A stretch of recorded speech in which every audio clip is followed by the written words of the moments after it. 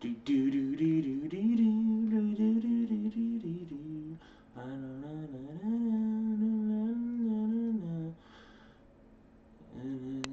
Permanently sketch it, permanently etch it. And I'm continuing parents and most of them respect. Do do do do do do. I don't wanna have a live stream with them. Do do do do.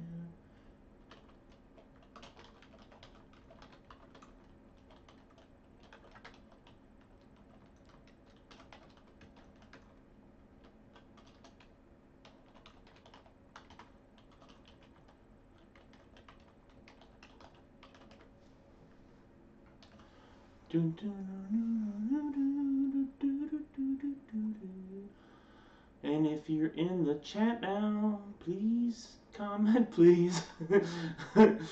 I'm trying to sing that song. It's a good song.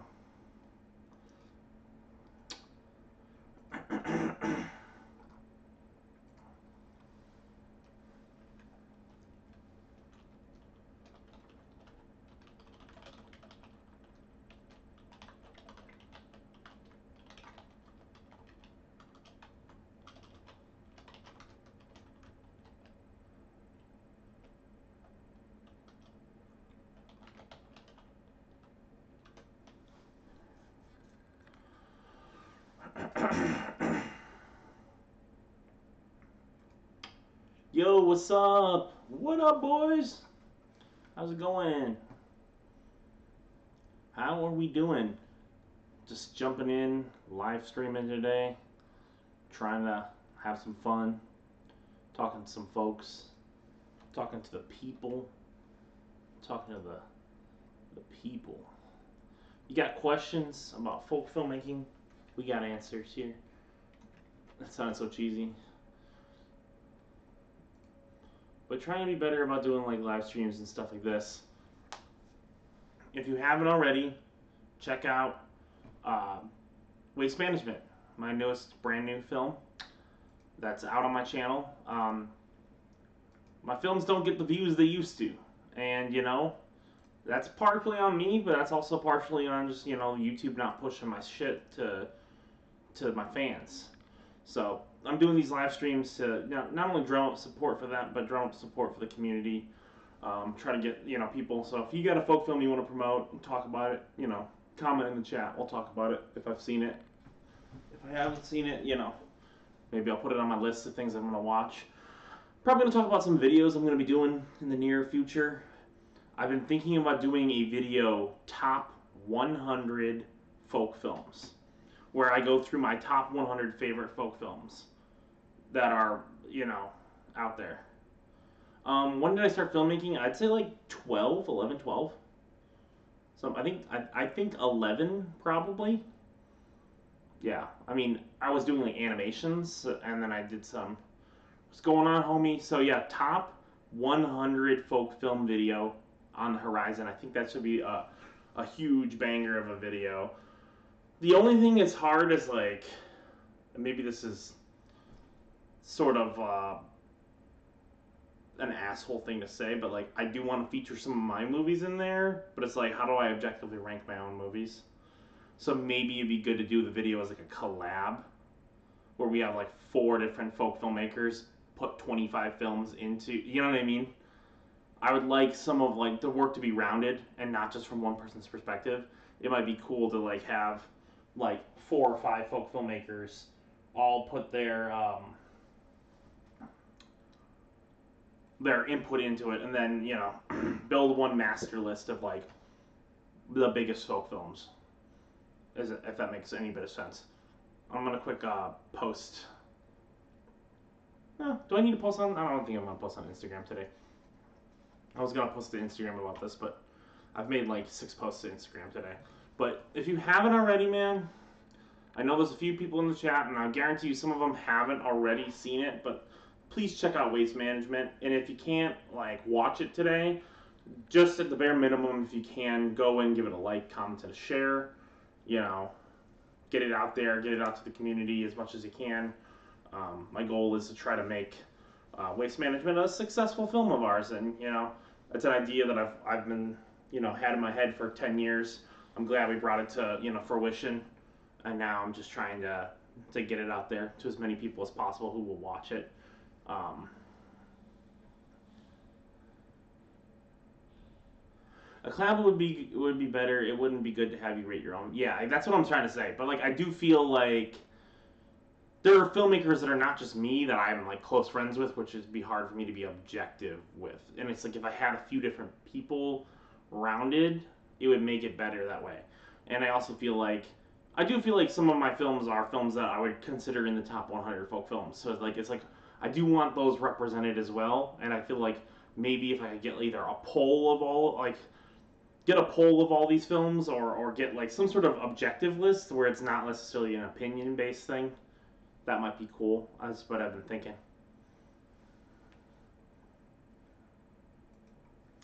I don't know. What do you guys think?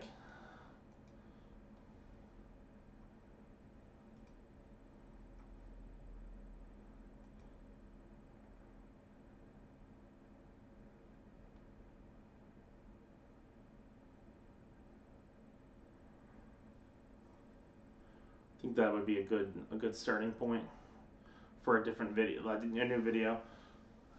I just been wanting to make videos lately, like for the YouTube channel. But I'm just kind of trying to figure out like what does that look like, and like what kind of video would I be making? You know, what kind of video would I be wanting to make on a weekly basis? Because I feel like the channel itself needs more videos to push other content I have on here, like the feature films and such. And I feel like right now I'm at a point where my channel is, I wouldn't say it's dead. It's just not as vibrant as it used to be. Just because I went like a year without posting a lot of content. Um, and again, rightfully so. I was not in a very good mental headspace at the time. So it wasn't like I should have been posting a bunch of content because it's like probably wouldn't have been very good if I had. Um, that being said, I'm kind of now in that sort of kind of history of folk filmmaking would be cool. Yeah, I've thought about doing like a more objective, just sort of like history of folk filmmaking video that might be a little bit more like rounded rather than like one particular, a person's opinion. More just like here are some of the seminal releases.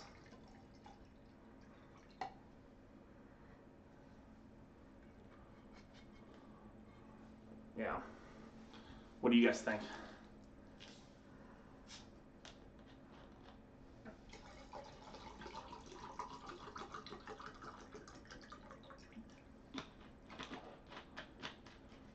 But folk filmmaking.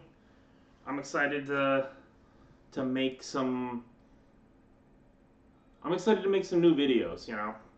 Especially like in the folk filmmaking community. I'm excited.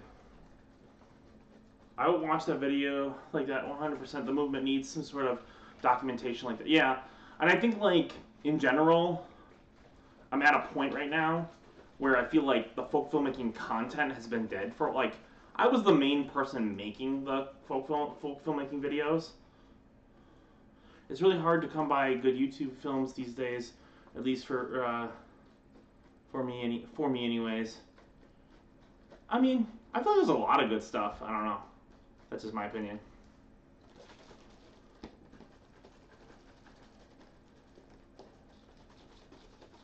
Yeah, I think that would be cool, Jordan. Have other filmmakers talk about different entries, similar. Yeah, I just think it would just be more rounded, and I just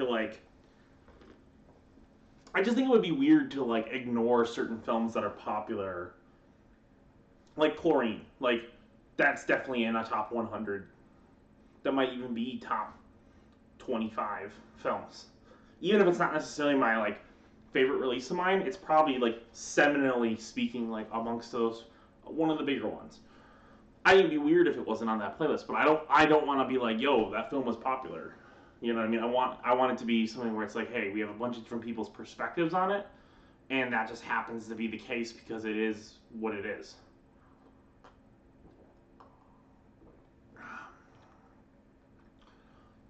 But again, if you guys are here and you're in the chat and you haven't already, I could really use the ultimate thing that I could really use right now for waste management is your support in any way possible. So if you are watching waste management, you know, try to make it tonight or tomorrow or something like that. There's a link to waste management that let me make sure this is the correct link, and then I need someone to comment so I can pin it. But if you want to check out waste management, that would be awesome. It's a movie that, you know, I'm excited to have finally gotten out there, and I think you know we're at a place where, you know, we need to be supporting folk films, and you know, not just mine but other people's films as well. I want to see what, you know, is getting put out there. I think that we're in a weird space with folk filmmaking right now where there's such a saturation of releases. There's such like a saturation of just like content that exists out in the space that like a lot of my films and other people's films I've noticed have taken a hit in terms of like what they were doing. The views that films were doing 10 years, you know, 5 years ago are not doing what they're doing now. You know what I mean? Like a film like Waste Management probably back in the day would have done like 3,000 views the first week. Now it does like maybe 500 or 600. You know, maybe 1,000. And I think it's just because there's a saturation of content. You know, and it's also like saturation of the creator's content. Like when I was making films like Chlorine or Long Con or Cheap Theater, it was the only release I released in 1 year. So I would release one film once a year or one film every other year, and then that film would be the only thing I would promote for a year. You know what I mean? So it would be like, oh, here's Chlorine, check it out for a whole year, and there would be nothing else like clogging up the feed. Whereas when I make more prolific feature films, not every one of them is going to be a Chlorine, you know? Those ones usually are like far and few between. Like, I've made, out of the last 10 features I've made, the last 5, only 4 of them are sitting under sitting under 2K. One of them has almost 20,000. And then if we go to the last 10, we have one over 10,000, and then the rest of them are under 10,000. Most of them under 5,000. So in terms of just like releases and like the amount of views, yeah.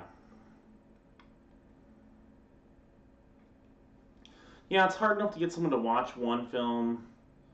Your general YouTube audience would honestly not even be aware of something like your 12 Features project. Yeah, that's the thing. And I'm trying to like figure that out, is like, what do I do to get people aware and like interested in the 12 features or just the feature films that I've put out?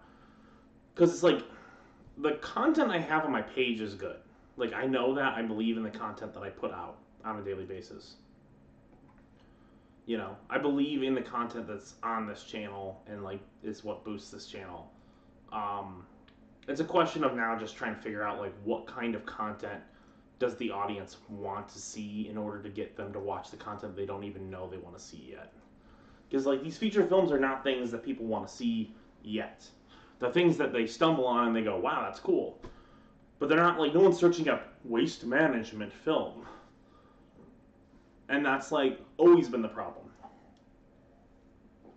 And what I did in the past is make dozens of videos promoting those films. If you like look at like Chlorine, there's probably like 25 videos that promote Chlorine.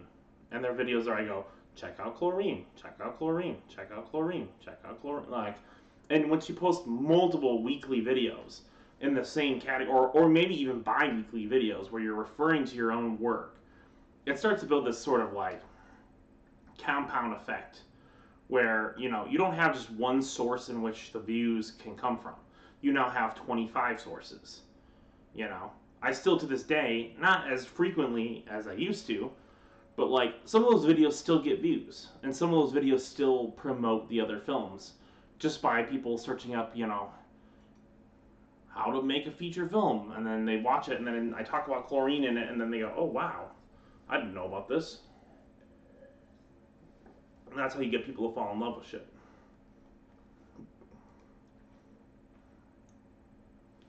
But yeah, that's kind of like where I'm at.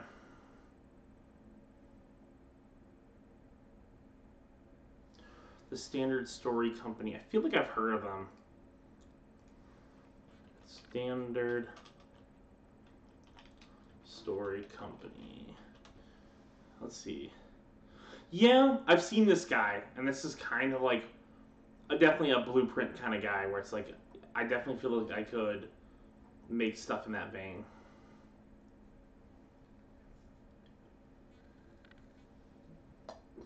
Yeah, that's kind of like where I want to go, which is like have my features on there, but I need to start making content that like people want to watch. That's the stuff that makes you want to get on the channel in the first place. Because again, no one is sitting there going, "Hey, I want to watch waste management." They don't even know what waste management is. And so my feature films have always been something that brings in a lot of views, but also it's usually something that brings in a lot of views when referred by other things. You know what I mean?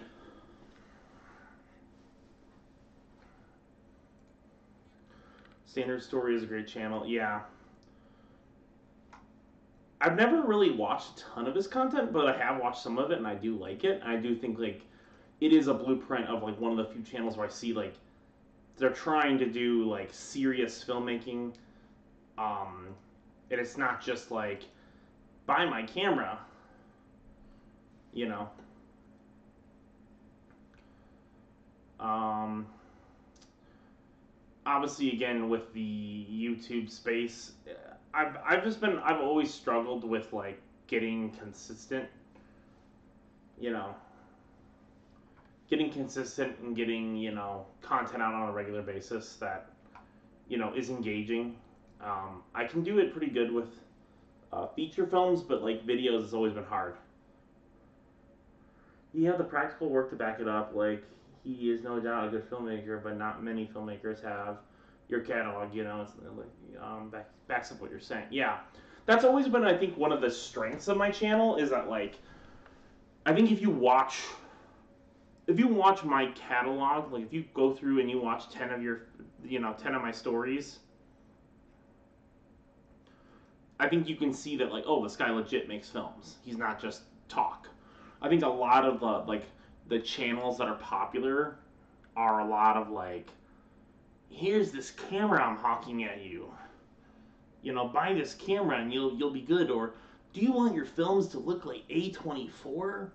I remember writing a tweet about that. Like, A24 doesn't have a look. It's a bunch of different movies that are all purchased by a studio.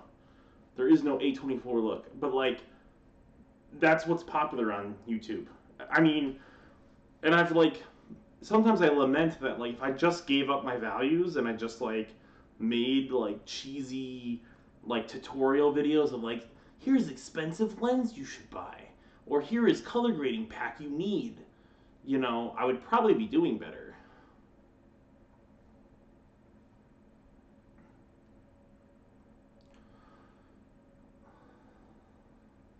What bugs me about uploading films to YouTube is that your title has to be pretty much a logline rather than a snappy title.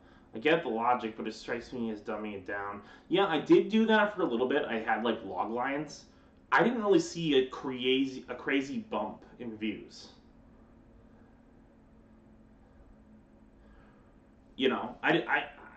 I never saw a crazy bump when I did the logline thing. I tried it for a bit because I was like, well, maybe it just needs to be more dumbed down for the YouTube algorithm to like find it. It never really changed anything. I think it just comes down to genre, title, engagement of the people who do watch it. Like, okay, Split Screen. I did very little, minimal promotion. It's a very insanely catchy title. It's horror film. It's found footage. if I went out and made a found footage horror film tomorrow, it would probably do better than my last 10 movies. Or, other than Split Screen, my last 10 movies, it's probably be the best thing I would do in terms of views. And I'm aware of that. Like, if I just did horror exclusively and horror found footage exclusively, this channel would be like, we wouldn't even be talking right now about like how many views I have. It would be like 10 times as many. Because horror found footage is just something that like people are inherently searching for. There's a market, there's a niche, and there's people who want to watch it, and there are people who will consume it no matter what it is. Like, even if it's dog shit, they will consume it. The question is, do you want a bunch of people who only want that thing? That's the question. Like, do you want people who only want to consume something regardless of quality just because they like that one thing, and then you're kind of beholden to that audience. Not to say that they're bad, they aren't, but at the same time, if you want to be beholden to an audience that has like a very specific desire to watch something, you are going to be limited to that desire. Sheep theater rules. Thanks, man. I appreciate it. And see, that's the thing. I have a lot of people who like, they get through my first 3 films, and like that's as far as my catalog. Like, I know people who don't even know that I have released 19 feature films on my channel, and I have 4 more that are coming out very soon. I have a bunch more coming on the way. So in that way, I think a lot of people are just not like. I still get people being like, yeah, man, love your film, Sheep Theater, can't wait for your next movie. And it's like, yo, dude, I've made like 25 features since then. And like, just the YouTube algorithm is shitty and it doesn't promote everything. Like, if you don't know it already, like, I have a brand new feature film out this week, right now. And like, I know like probably half the audience that will come into this live stream right now haven't watched it, won't watch it, or intend to watch it but never end up watching. You know what I mean? It's stressful because you're like, man, how do I get like, what do I need to do to get people to want to watch this? How do I get random people on the internet to want to watch something? It's like, even if they're my subscribers, I have a lot of people in my audience who don't want to watch something. So you're trying to like reverse engineer. What is it like? How do I bring attention to this specific piece of art so that people would want to watch it? And it's like, if you like folk film, if you like the idea of folk film, you should do the very best you can to promote it as a fan too, because you're promoting the future of free content for you. And that's the thing I like to try to focus on, is like, as a fan, if you like free shit, if you like what I do and you like that Dan like comes on a live stream and will talk for 2 hours and talk to you guys, and you like that I make free feature films and promote this, there is no incentive better than just sharing it, watching it, and like promoting that work. Whether it's my work or other people's work. In this case, I would prefer you do my work because I'm the one who's streaming you're on right now. But like, in general, that's the one thing I would say as a filmmaker. You hope that like the fans realize that like, I'm not getting paid for these movies. I really am not. I've made maybe like a couple grand, but I don't get paid to make these movies. I do them for the fun of it.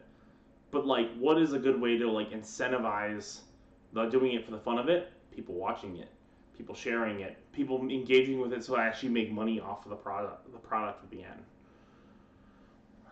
Because then that gives me more reason to make more. And I still would make more anyways, but like, it only gives me more incentive and more time. If I have more money, it gives me more time to work on that stuff. So if you see like my newest films and you haven't engaged with like something that I've made lately, like if you haven't watched one of my films, like I know people who haven't seen my last 10 movies and they're like, I just haven't had time. It's like, pick one of them tonight and watch it. They're usually 45 minutes to an hour, maybe maybe an hour and a half if they're really long, but pick one of my films and engage with it. That would be cool. It sucks is you just want to get your shit out there, but maybe in the long haul to lower your output in terms of feature releases and focus on pushing them as hard as you can. Yeah, I've thought about that. I just don't like that idea. I don't think I should like change my output because the audience isn't ready for it. Like, I think that there's always going to be a way to make more content work rather than just trying to like think about it this way. Okay, if I released one feature film a year, if okay, Long Con made 15,000, got 15,000 views. If I release 7 feature films and they all get 2,000 apiece, that's the same amount of views. And in some cases, like they get more. Like on the 12 features, a lot of them did like 3,000-4,000 views. There was 2 of them that did like one of them did 12,000, one of them did 8,000, one of them did 7,000. It was a views overhaul. I mean, it was good that I did that. If I make one release a year, I probably would get better views on that one release, but I don't know if it necessarily would be in totality more views. So I don't necessarily think it's like make less content. I do think it's more like be more intentional how you promote each piece of content. Because I know there are people like, okay, I made a film called Within a Single Second that came out recently, and like it did nothing. It just did nothing. And it's just like, what did I do wrong? And I've tried to like reverse engineer it, and it's just like, I don't know if I just dropped that as the only release for the year if it would have done better. I don't really know. Sometimes a film is just not something that hits the zeitgeist. It's not something that like Split Screen. It's my second most popular thing. I did no promotion on that. It literally just hit the zeitgeist because it was a good idea, a good title, and in a genre that's popular. So, I could have 5 split screens in a row if I just target it the right way. It's just a question of, is that what I want to make?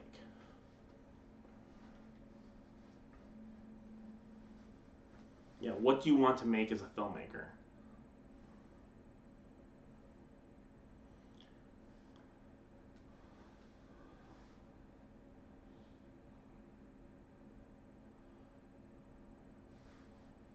Let's see. I'm running out of light in here. I have a light that's supposed to be plugged in, but like, I think it died.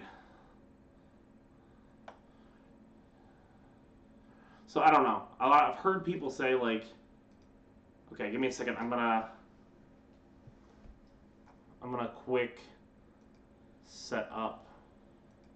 I'm gonna quick set up my light so that I just don't want to like step into the shot and screw it up. Give me 1 second here. I want to make sure that my light is set up properly so that you guys can see me. There we go. I'll be back. Coming back.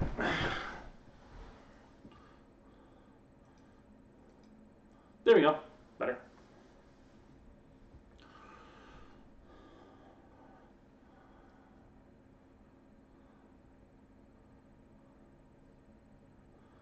Yeah, YouTube is tough because the title and thumbnail is so huge, and the movie has to be good as well. If no one is clicking, then the content doesn't matter. That's the hardest part, yeah. And I think, like, part of me is, like, not sure how to promote a feature yet. I think, like, again, there's that, like, if I do build one big release up, it does do better. I'm not going to deny that. If I do one film for a whole year, and that's the only thing I talk about, and I make repeated, like, dozens of videos about it, yes, of course that one film is going to do better. It would be crazy not to. But the question is, should I change my output as a filmmaker, what I'd like to do? Yeah, exactly. Your best film can get no views. Like, what if you make something really great? What if you promote the fuck out of it, and that just doesn't do anything? So you just wasted a whole year doing one project? I like taking multiple bets that I can, try to, like, fulfill. Maybe there's a case to be made that, like, maybe the features I'm making are released too close to each other. That's a different thing,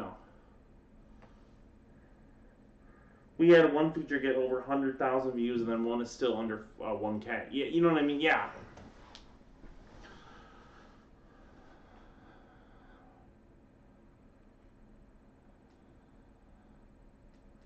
Yeah, I think that's like part of what I'm like realizing or slash like understanding is that like maybe each film needs to be more of like a once a month event or like once every 2 month event rather than I mean I've basically made in the last 2 months 4 feature films that have come out.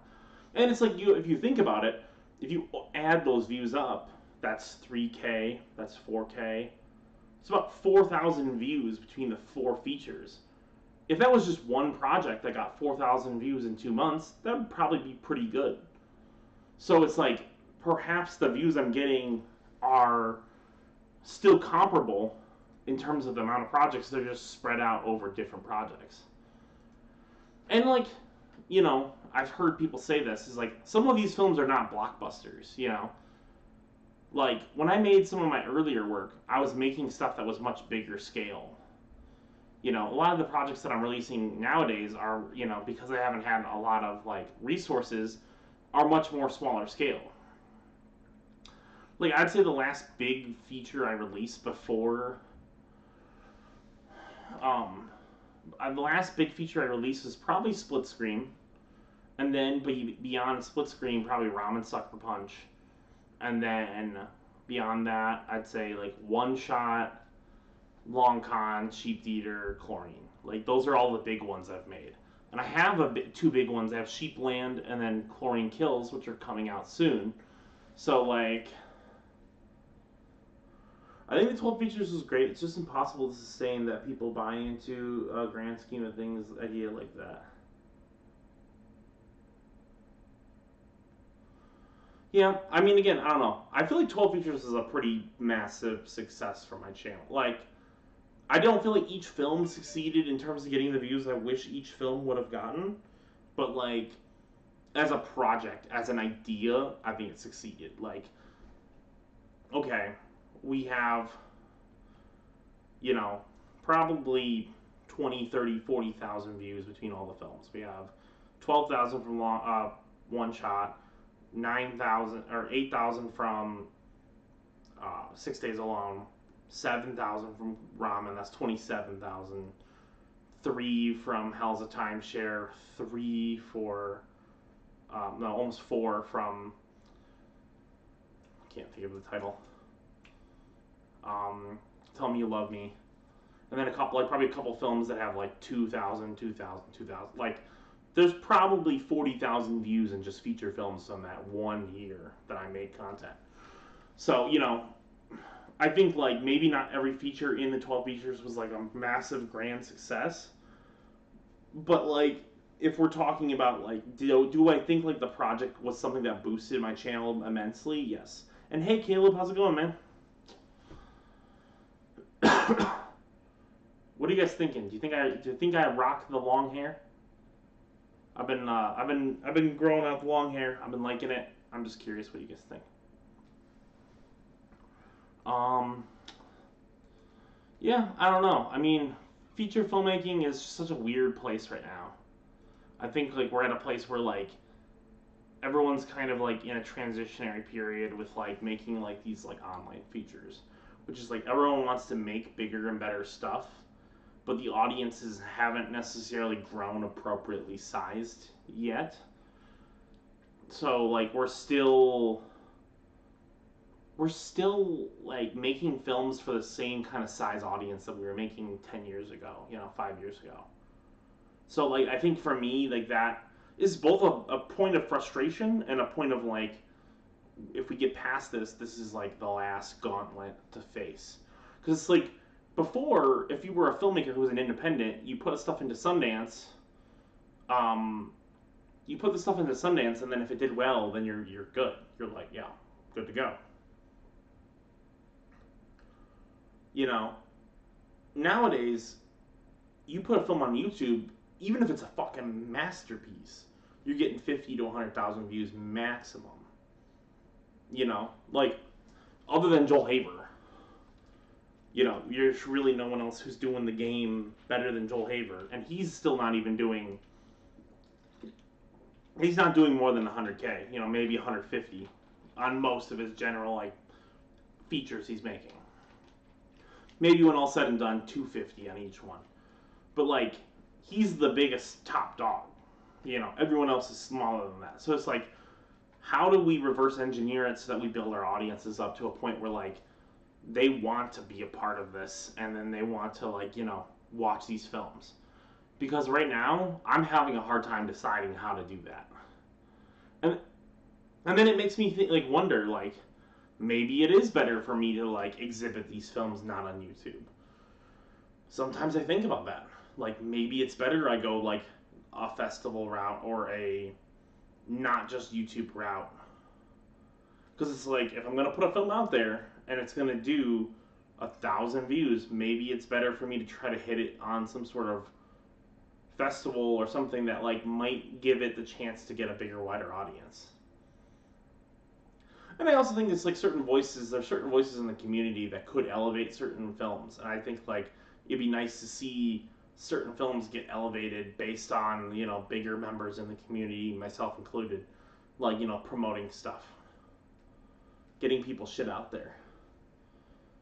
Because like there's no reason why like Waste Management, a movie that I made this week, like has as little views as it does right now. It's got like 400 views. Like, I've put out stuff that was like garbage film, like something that's like not that good, and it's got way more views.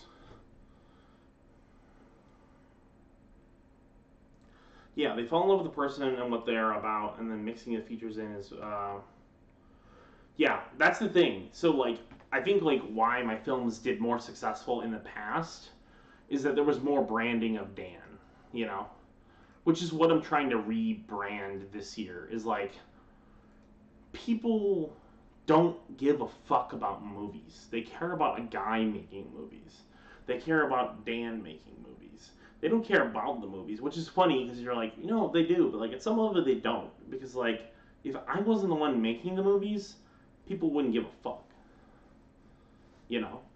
If Joel Haver wasn't the one making the movies, he wouldn't give a fuck. Or RC Films or Doomed or whatever. You buy into the branding of who the person is, and you're like, wow, that's cool that they made a feature film. That's the first point of entry for most of these feature film projects that are this small scale, is that like, oh, it's a guy making a film, and I like the guy who makes the film, so I will be interested in the film. And then the film will enwrap you if you like the film. But like, we're not promoting these films as like works of art that like are just made like just like by some auteur who's inaccessible. We're making these films by real, genuine people, and that's why people fall in love with us. Bring back the Dan brand. I definitely, it depends on the film, but a festival run could definitely be a viable option. Yeah. I think that like there's certain films I've made that I feel like would be more festival oriented. Like, okay, Within a Single Second. It's a film that doesn't feature any copyrighted music, I don't believe, or has very minimal. I could probably like swap it out. It's artsy enough that it could do well at a festival. Maybe not like a giant one, but it could do some at some smaller festivals. Yeah, maybe it could. I think like there's certain projects of mine, or like Tell Me You Love Me.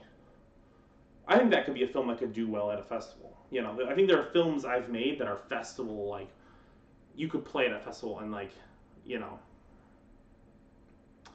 bring back the Dan brand. That's funny.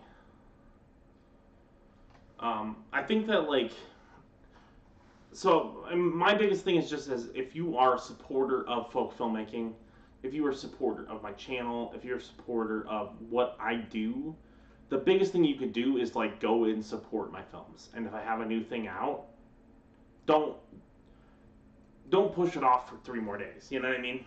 As the creator, I'm asking you, if you have time like after the stream, go check it out, or give it a like and then just dip and then come back later. Like, it costs you very little.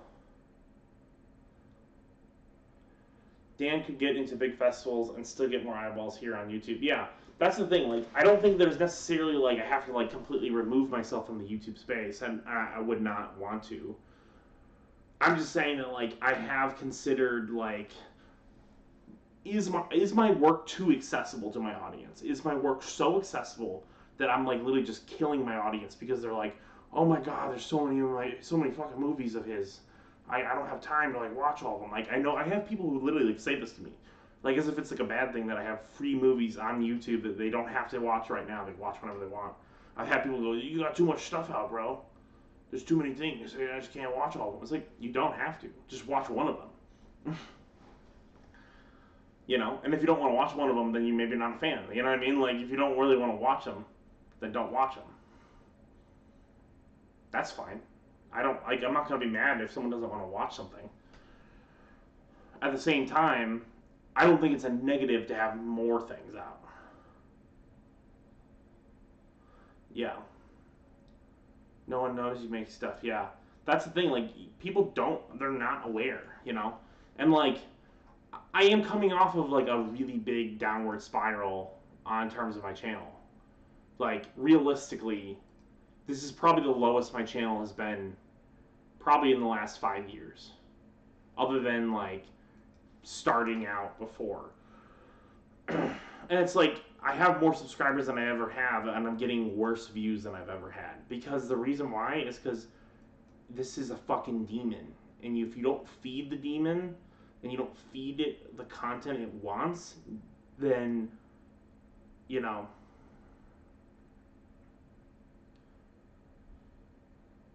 that's what I'm saying. Like, if you don't feed it, people are not gonna want to watch shit, you know. So like, for me, I think it's just realizing that this year is going to be a year of like, I can't just dick around. I have to actually make content constantly, and so, you know, I'm gearing up to it. And that's why I'm doing these live streams because like, it's something I can do while doing my day job. And I have a day job, and it makes it hard for me to do feature film content and YouTube content now. It makes it very hard to do it like consistently. You know, I'm trying, and I'm trying to get better at it. But you know, yeah. One thing I really like about folk filmmaking and what you're doing is that it completely reversed the AI bullshit. That will be a thing really soon. Yeah, and I think like with AI and like with folk filmmaking, like folk filmmaking is just a more you're going to see people rebel against like that computer generated bullshit, you know?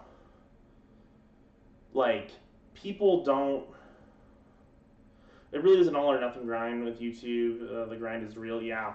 That's the thing. Like if I make videos constantly on this channel, shit would happen. That's the thing. And it's like it's hard. Because it's like if I had the fucking time to do it every day, and like every day I could just come in, clock in, and do a video, and then put out a new piece of content every day, I would. I really fucking would. Or every other day, or every third day, I would. And I'm trying to get to that point where I can. But right now, I can't. Being honest with myself, I just can't. Like I can maybe make a feature film or a video once a week, but like I can't post more than once a week. Like I even have a hard time doing that. Yeah, and I think people will seek out real people. And I think it's just like a question of like, you know, being at the right place at the right time. You know, like are you at the right place at the right time? Like right now, I feel like we're at a point where like it feels like there's this energy. It really there's like this energy that's like in the air right now, and I feel like that energy is getting to a point where we're seeing movement. It's just taking some time, but when it's going to happen, it's going to fucking explode. Do short films interest you? Not particularly, but I mean, it might be what I need to do.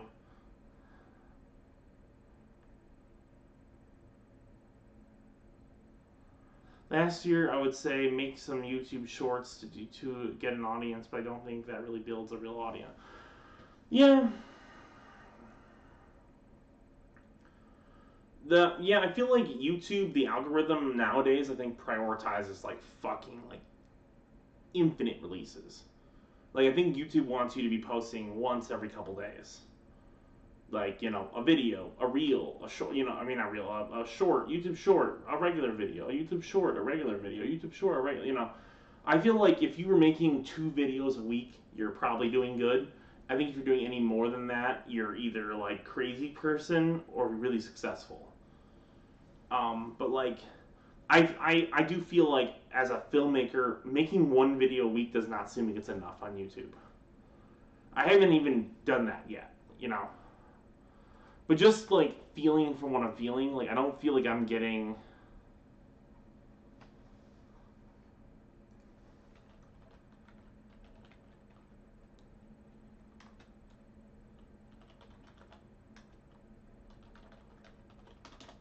Give me a second.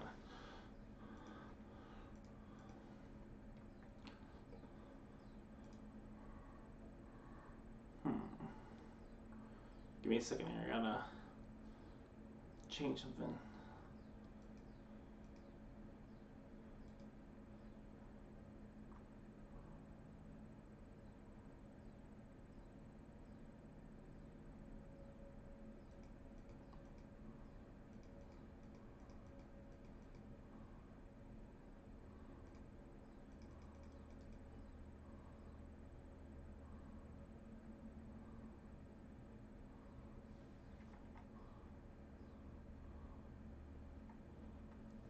Give me 1 second. I'm trying to check something on my computer.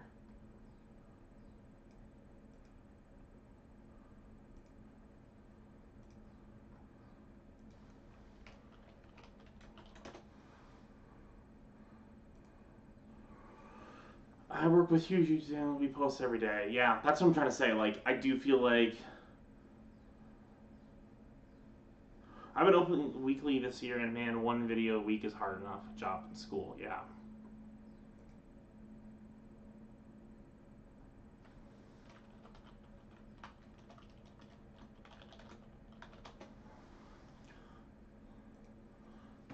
I don't know. In general, I guess the hard thing is like I do feel like the type of channels that are succeeding on YouTube right now are posting so much fucking ridiculously high quality content daily. It blows my mind. And like as one person, and like I do truly feel like I'm alone on an island when I come to the YouTube space. Like I don't have collaborators. Like I have collaborators that make films with me. I do. I have Joel, I have Ed. I don't have YouTube collaborators. I don't. Genuinely. Like, Joel does not like making YouTube videos. Like, generally speaking. You know, Ed likes making YouTube, but he's not always available. Like, in general, the amount of work you need to put in, you need a team of people, and I don't have a team of people. That's the hard part that I've been struggling with. Is just creative burnout. Like, I can't, like, work a 9 to 5 job. Hey, Cody, what's up?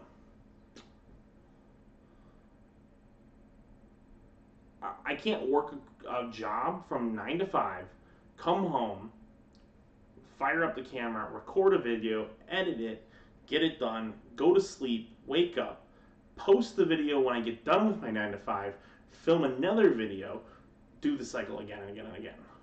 I just can't do it. I've already like mentally just calculated how much time I would need to do that. I can't do it. I can do maybe a weekly video. I think that like we're at a space in the creative space where like I as a filmmaker feel kind of lost. Like what do I want to do in order to get my films out there? Because I don't want to be doing in 10 years the same shit that I'm doing now, which is like I don't want to be making films to the same size audience today that I was making it 10 years ago, you know? Because I've been working at this for a while. I haven't even hit 10,000 subscribers. I'm close. I'm definitely the closest I've ever been. And like, but it doesn't feel like the audience is getting bigger, if that makes sense. If anything, I feel like my audience has shrunk. And I think that's one thing I really wish YouTube would like unsubscribe people who are inactive. Like, if someone hasn't engaged with your content for over 2 years, purge them. I would rather lose 2,000 subscribers.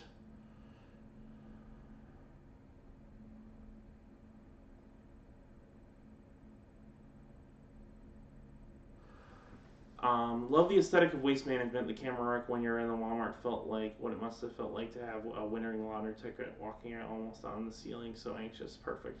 Yeah, I do like that, like, anxiety-inducing, like, and it's also like the characters are kind of paranoid. They're walking through the Walmart and they're like, they're on edge, they're jittery, and like we don't even really fully understand why. We just know there's like this lottery ticket that they have, and we know that they're about to make a bunch of money, and that like they don't. I think like the one thing I really wish about this movie is I had a totally different ending for it, but my actor got his eye pecked out by a chicken. My buddy Ed was the other actor, and he has chickens, and he ended up having to take care of his chickens that day, and he bent over to pick one of them up, and it like pecked his eye, and he had to go to the hospital and get like stitches. So the ending of the film was supposed to be that like me and Joel get like basically we get like robbed at the end of the film. It was gonna be like we're like big best buddies, we're like doing this great job. You think that Joel's gonna like betray me, and then it ends up being that like nope, it's literally just the randomness that like there's some other guy who's like sees the benefit of it and then like tries to steal it. I think you're building a depth kind of channel instead of a width in terms of subs. I'm so excited to watch Waste Management. Thanks. I appreciate it. Yeah, I mean, again, and I've always been aware that like this is going to be a longer journey. Yeah. I do feel like the good news is that like I feel like I have a core fan base. There's like 100, 200, 300 people in my audience that are like die-fors, like they would like do anything to watch my shit, and those people are awesome. And I do feel like as a filmmaker, I do have like an audience of people who like my shit. Is every film going to get 10,000 views? No. Am I going to get a few films that are going to get 10,000 views? Sure, yeah. For real. I think it's more just frustrating when you're like, you've been doing this for almost 10 years now, and you're just like, man, I really want like most of my films to get like 10,000 views on launch, I want most of my films to do 5,000 views on launch, something that like you feel is respectable for the amount of work you put into it. Because like some of those projects I've worked on for a while, yeah, a lot of them are like, I made in like, yeah, 1,000 true fans, like if I, and then I guess that's the question is like, how do I like use that? Because like the whole 1,000 true fans thing is supposed to be that like you find a good enough audience of people that you make content for them, and then they pay you to make that content. Even if it's just like a $20 a year. If I had 1,000 true fans and they all paid a $20 purchase, that's $20,000 in feature films I would make 1 year.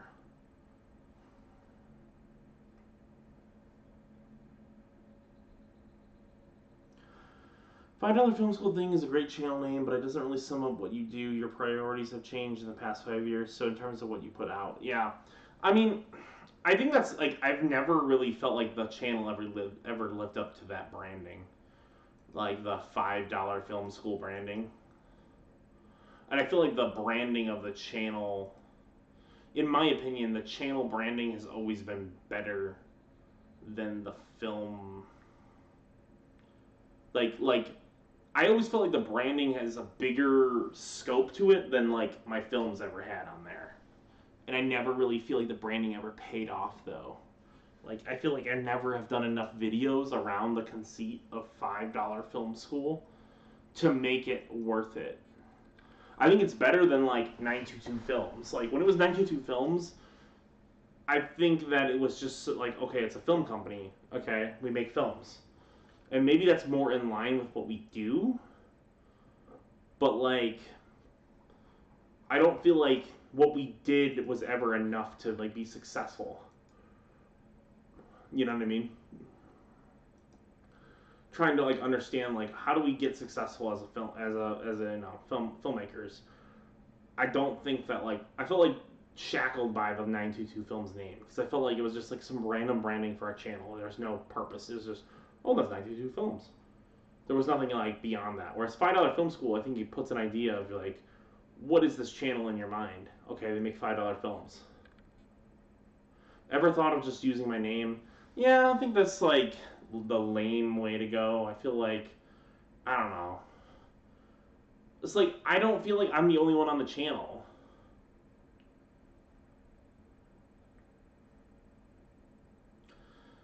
I feel like, I don't know. I feel like it'd just be disingenuous. I can make it just called Dan Lots. Um, but I would feel like shitty because it's like it's definitely not just been Dan Lott's work on there, you know. It's been a work of a lot of people, and like I feel like it would be shitty to be like, oh, it's all Dan Lott's movies when it's like, no, it's not.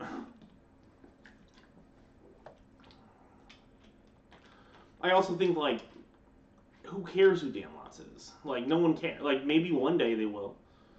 But like $5 film school, I think is more like a universal branding thing that people could get in behind.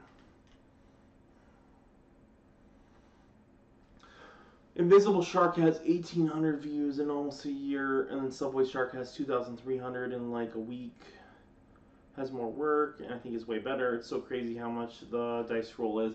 Yeah, I mean, again, it's like when I made Split Screen. I made Split Screen, and that movie did literally 20,000 views almost. It still gets views to this day. Like, Split Screen is still, like, the only project of mine that gets consistent views on a daily basis. Like, large subsets of views.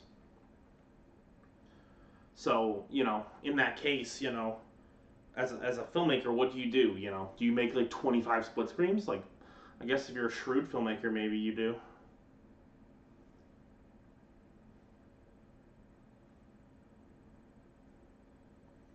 I don't know. I mean, I guess it just comes down to like what do you want to make as a filmmaker. What are you craving to make? You know,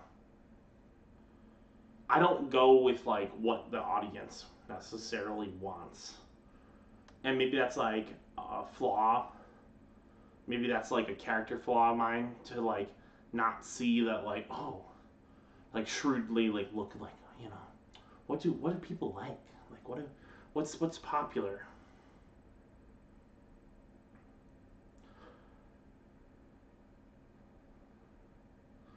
Yeah, the low that's true and it's not true because I've like done like the low effort stuff that does really well, and then I've done low effort stuff that does nothing. I do think that one thing I've literally said this since I've started YouTube almost 10 years ago. You will never know what works on YouTube. Anyone who tells you they know what works on YouTube is bullshitting you. Because there might be people who know how it works for a certain period of time, but YouTube changes so fucking frequently, you'll never know.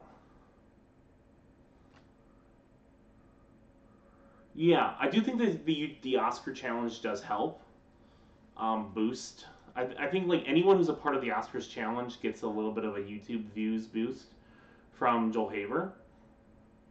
Like that in general. Like in the time that it takes, it was the first film on the playlist, so it did get a big bump. Like that's a film of mine that like probably doesn't even deserve 1,000 views in terms of like amount of effort put into it. It's probably my least like effort put into film, but like it did well because we were smart and we were tactical, and I was like, hey, let's be the first. Let's be the first film on the playlist. Like, there's no way we couldn't be the first film if we literally just edited this right after we shoot it. So we literally shot it in 3 hours, and then we edited it in like 25 minutes.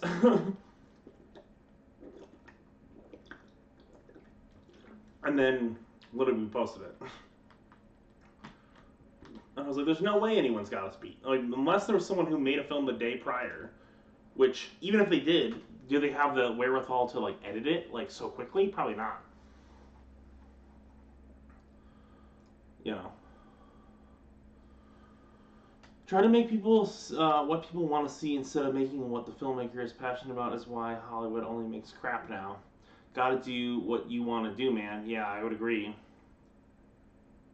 That's what I'm saying. I don't want to cater to just like what the fans want. I want to I want to cater what I want. 25 minutes is crazy. Yeah. I mean, I think we had like maybe like an hour. I don't know.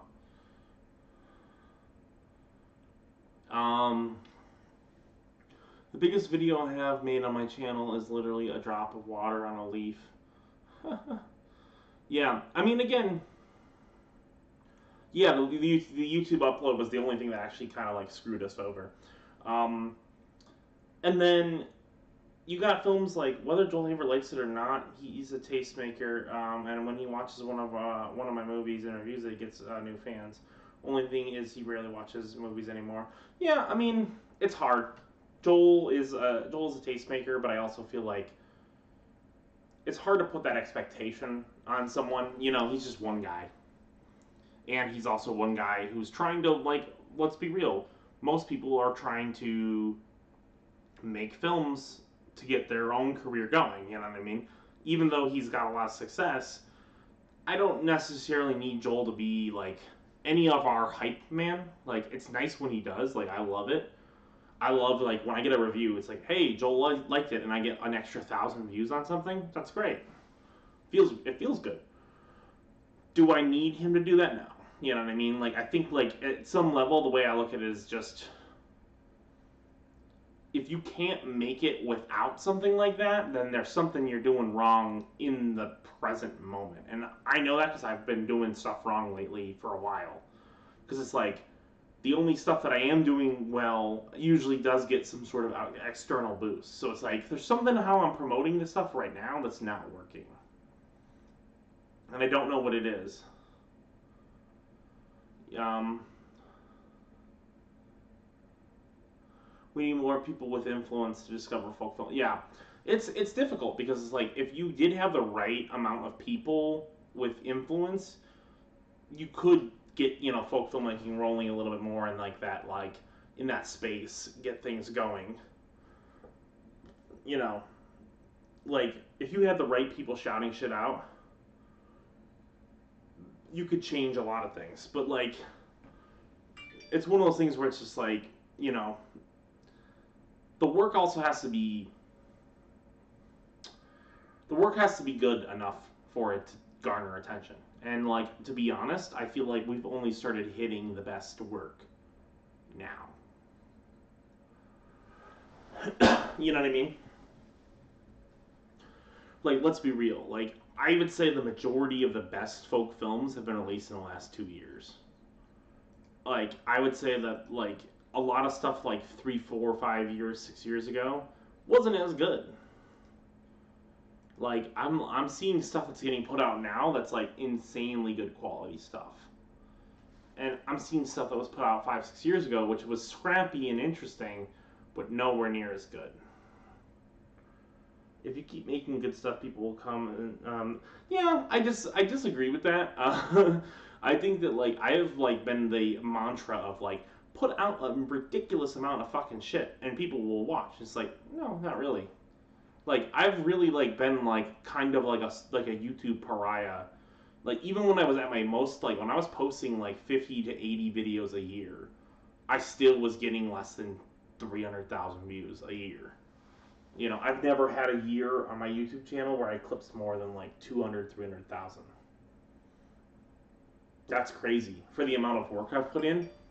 Like, if you had Kevin Smith type filmmaker and he was making films for free on YouTube and he was putting out dozens of free content, you know, I'd like to think it would stand out and would do well. But like, in this current space, you can make like really good fucking work, like really good work, and it still just goes like completely unnoticed. I think it will take time. I just think it's more of a question of like, can most filmmakers weather that storm? You know what I mean? Like, maybe a guy like me or a guy like Joel Haver, because we've gotten a little bit bigger audiences. Yeah, I mean, again, like, and like, I have like big projects on the horizon, like Chlorine Kills, that are coming out, which are gonna be like, again, those blockbusters that I'm talking about, where it's like, you're gonna be making bigger stuff, and then that stuff is going to, you know, be this like, in my opinion, like, when Chlorine Kills comes out, that's probably my best chance to get 100,000 views on a feature film. I'm going to push the crap out of that. Like, I'm going to make sure that every day for like a year, I'm going to talk about that movie. and I'm going to go on podcasts, and I'm going to go and talk to friends about it, and I'm going to get people out there about it. I'm going to make videos. I'm going to make TikToks. I'm going to make YouTube shorts. I'm going to do everything I can to promote that movie because I've put in 2 years of work on it, and it deserves to get 100,000 views for the amount of effort and time. And then, my dad literally died in the making of it, and I still finished the movie. That alone deserves 100,000 views, and I'm going to push it as hard as I possibly can so it will do that views. And I think, like, those type of projects are the ones where it's like, that's where your audience can really grow.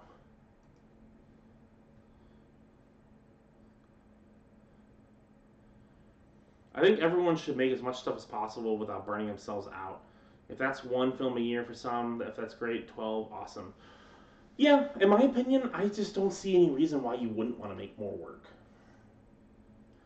People say, well, you're clouding up your feed. It's like, if you make good films, you're not clouding up the feed. You're just diluting your audience over different things they can watch. If they end up watching a bunch of stuff, then maybe they like all of it. There's a good chance you could make a bunch of shit and everyone likes all of it. Yeah, exactly. Yeah, funny enough, I found Joel's. Yeah, I wouldn't be surprised if like a good percentage of my audience is from Austin McConnell and from Joel Haber. Like, raise your hand if you found me through one of those two places. I guarantee you half of you will comment that you found me through Joel Haber, Austin McConnell, or Chlorine. That's how, like, the majority of people found me. The only people I found before that were, like, Cody, Joel. Those guys were before Chlorine. Yep. I found you through Austin, yeah. Exactly. Then found Joel through you. That's funny. There was a brief moment in time in history years ago when I had more subscribers than Joel Haber. It's pretty funny. And I knew it back then that he was going to be really massively successful. Which sounds like something you would say if you're like, yeah, I knew. I did know. I definitely did know. I remember feeling like this is just someone who's really talented and is right on the cusp of something here. It just feels like he's just like waiting for the right blow up. I think it's a matter of time before someone else blows up like Joel did. Yeah, you say that, but like I feel like what Joel has that we don't have is Joel has marketability. Like, and that's no offense to me or Cody or other guys here, but I would not consider our films as marketable as Joel's. I just wouldn't. I would not consider like the channel branding. Maybe the individual films, that's a different thing. But like the branding of Joel Haver is very marketable. It's like animations that are really goofy and like geeky and like Reddit humor. These like very universal feature films that are very like broad, emotional human tales that are also very comedic at times. He's got a very broad base audience based on what he does, and I do think it's hard to beat that unless you're doing the same thing. Which is like, am I going to make a bunch of short films and animations? No. I don't have the audience that I don't have the group of pool of people that Joel had. Like Joel had like he was literally in a place where he had like hundreds of comedians and he would make videos all the time. I don't have that. I have maybe 3 people who want to work with me on any day.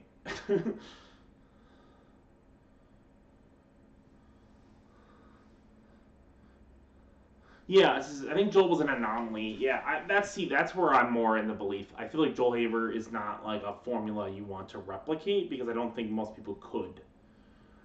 Like, I don't see him as a blueprint for what to do to get successful. I see him as more of an amazing tale of like someone breaking through the system.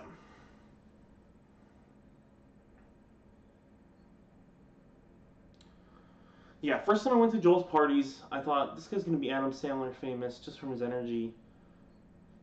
Yeah, I think like you can tell Joel has a I'm trying to think. Is it the word? I'm trying to think of the word, but like he has a magnet. I guess magnetic would be the word. He's got like a magnetic personality, and I think like most people don't. You know, I think I have a good personality. I think I have one that's interesting. I think there's a lot of people who like me and follow me. I don't think I have like a Joel Haver like there's something about it. There's something about it. You just know what it is. And I think like the point I'm trying to make here is that like you have to find a way to reverse engineer it so you can do what Joel did in a way that you can actually do it, you know. Joel I don't think ever was really interested in like fame until it happened. You know. He wasn't like gonna stop posting because he didn't get views. And neither am I, and neither is Cody, and neither is other people in this community. But like I don't see what he did as replicatable in any way. I don't see. If anything, I think like his animations were the only reason why he blew up crazy big, and that's something that's like really hard to replicate.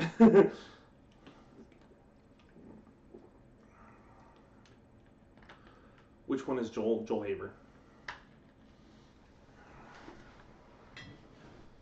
Like, I think like his most successful thing is something that's his probably the hardest to replicate, which is his animation style.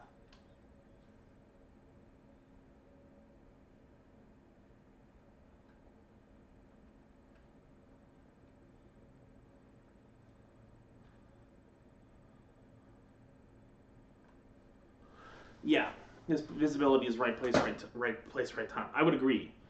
I think like if he doesn't do the animations at the right time, he doesn't get as big of an audience. And then I think it just all depends. You know what I mean? So I don't see something like that as like something you're trying to replicate. It's more trying to find a new pattern to go about this.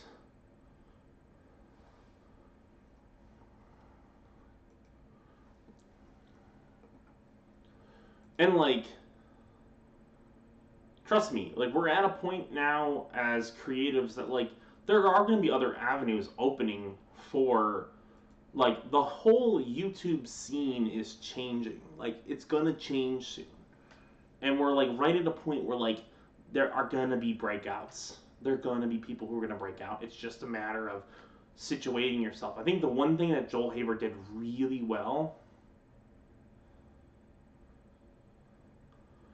Yeah, and I was gonna say the one thing that made him do really well is his catalog. He had a wealth of shit ready to go, and that's what I've been working on. Is like, hey, I'm gonna have a bunch of feature films. I'm gonna have a bunch of videos ready. Have everything ready in ducks in a row, so that one day if I do, is like, hey, I'm gonna have a bunch of feature films. I'm gonna have a bunch of videos ready. Have everything I do. Did I? Did I? Am I still on stream? I really like Joel, and this isn't a critique, but he 100% didn't get big because of his features. Yeah, I mean, I would agree with you on that.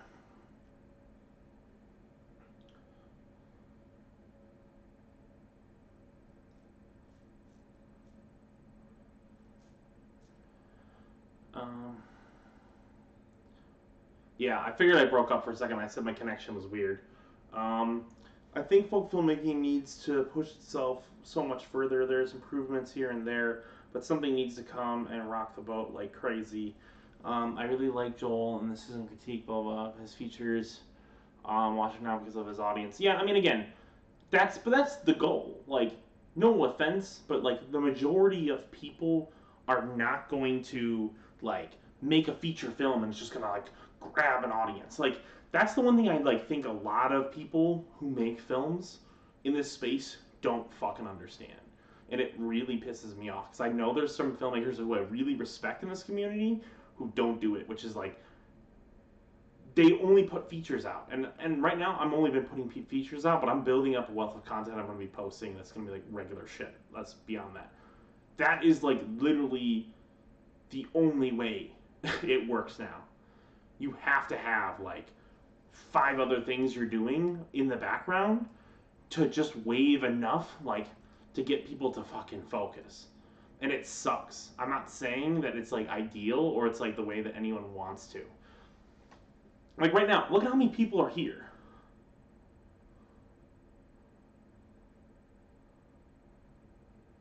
Yeah, and that's a good point, Cody. Like, your best work is not something that like it doesn't matter because your best work is never going to be the thing that's most successful necessarily. Like, I would not consider my best work to be like my most popular thing. Maybe it's up there, but it's maybe not my most popular thing.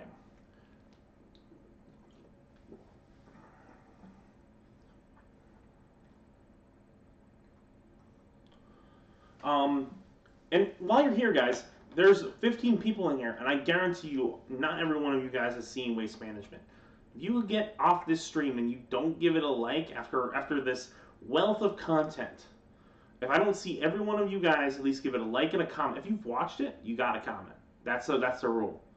You gotta comment on the film, and if you haven't watched it and you're gonna watch it later, go give it a like. That's the only request I'm asking is if I'm gonna do these like weekly streams on here, is that like if people want to support me and want to support folk filmmaking, they gotta go and support my films.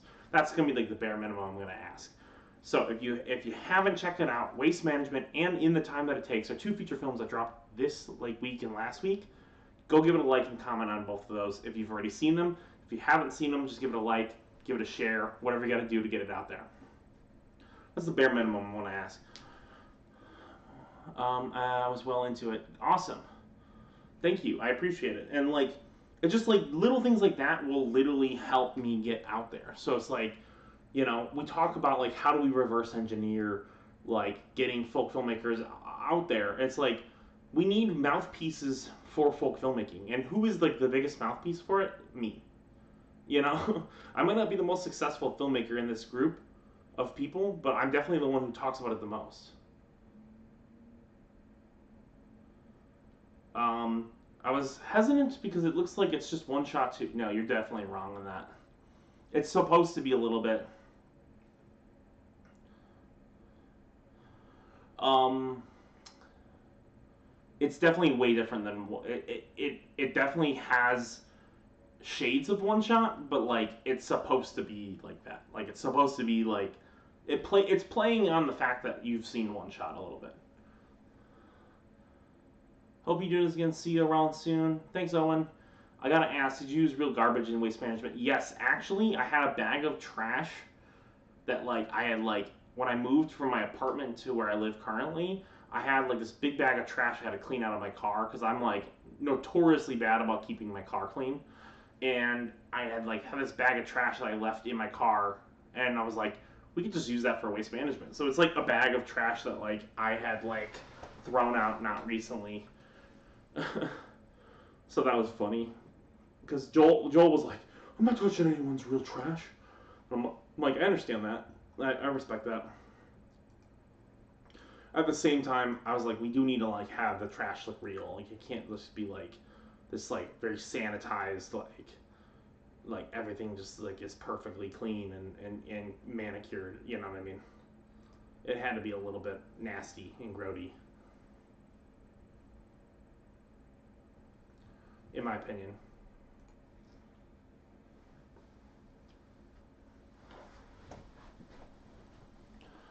But yeah, and that was funny because there's those cookies that Joel opens, and like there's the part where he opens the cookies. That's like one of my favorite parts in the whole film when he opens the cookies.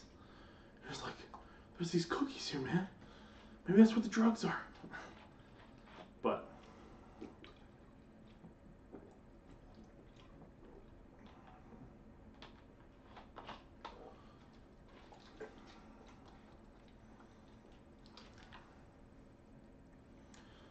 But yeah, this has been interesting. I do think like I want to get more into.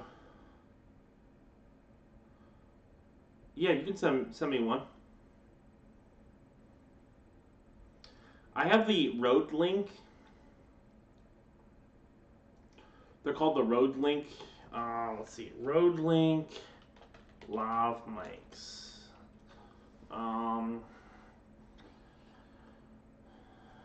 see if I can find them. Yeah, they're called Road Link Lavs, and then there you can get there's like a kit. I think they're like, I want to say, I'm trying to see how much they cost.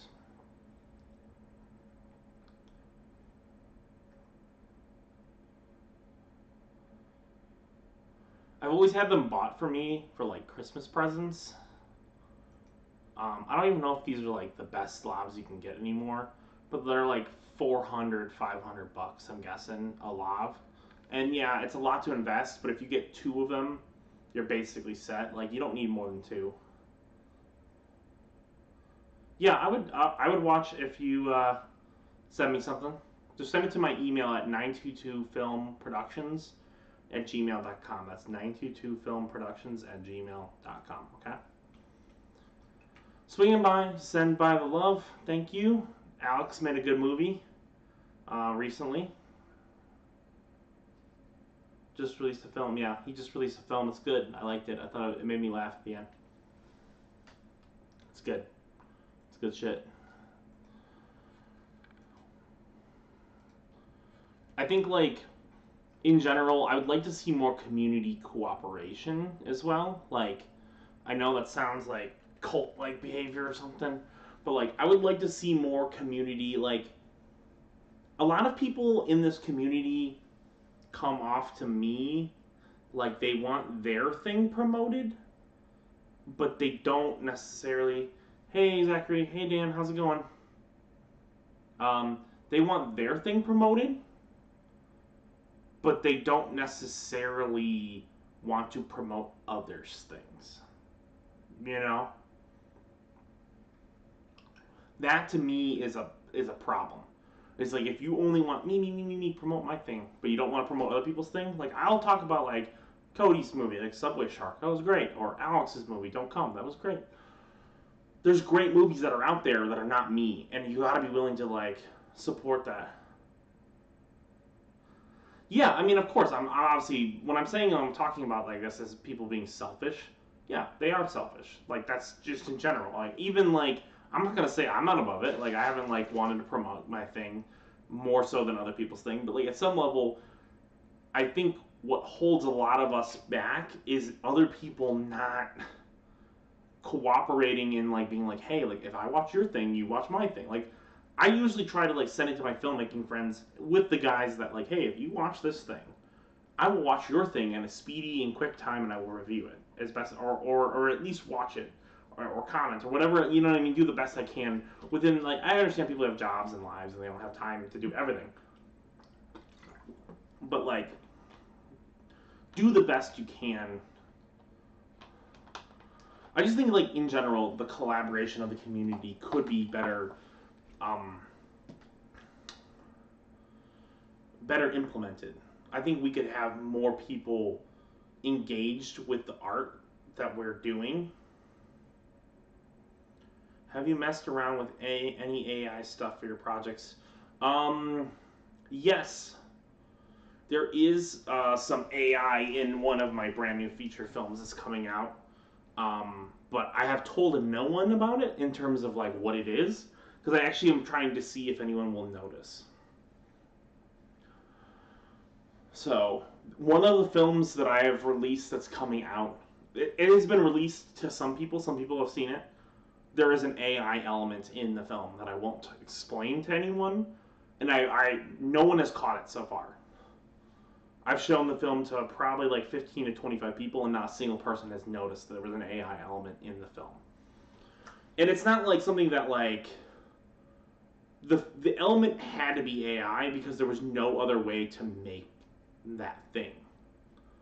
And I'm being cryptic about it because I don't want to over-explain it, but there was an element that I needed it, and I had to use...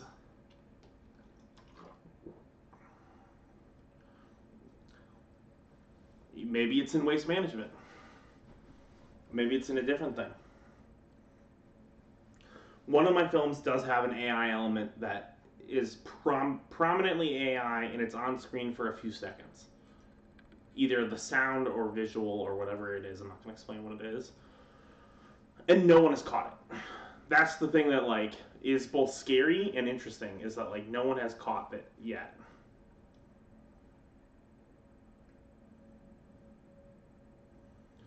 I think the main folk filmmaking issue is that it's mostly for other filmmakers. Like fair assessment needs to branch out, and promote to people who just like watching. Yeah, I see a lot of people say that, and I just like I don't know if I agree, because like there are a lot of filmmakers. Like you could like there are channels that literally live and die on just filmmaking, and that's like their full audience, and they get millions of views. I don't think it's about. I don't. I don't think it's about being only for filmmakers. I just think it needs to be more accessible. I don't necessarily think it can't just be for filmmakers. It just has to be more accessible to filmmakers, because filmmakers is a giant ass pool of people. Like people are trying to act like it's not. Yeah, I agree. But it's more of a problem of discovery. The films really can't be pushed towards non-filmmakers or regular people any more than they are.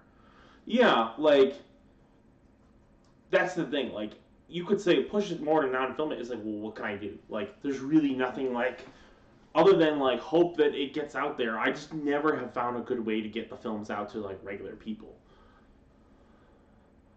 Watching the time that it takes and loved it so deeply and immediately. We need more movies or just talking for a bit. Yeah, I really think that like my late game renaissance as a filmmaker has been doing a lot of like talky movies. Um, I'm excited. I have an idea that hit me uh, today, and I really have an idea for a cool movie that might be interesting. So I'm gonna pitch the person who I want it to be in it tonight, maybe. To be honest, it's the same idea with how you don't notice CG when it's done well. Yeah, that's the thing. I think AI can be used appropriately if you do a few things. If you train the data off of something that is yours. So the AI piece of the piece of AI that I used was trained on data that I gave it. It wasn't anyone else. It wasn't stolen data. It wasn't anyone else's data. It was my data. Like I gave it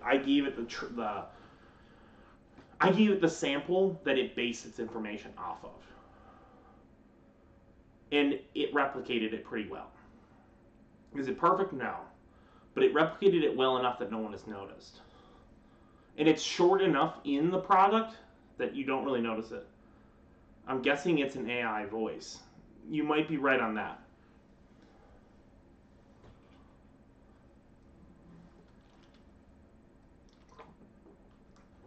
Yeah. I'll say that Francis Brother Films is correct. It is a voice, and it's an AI voice.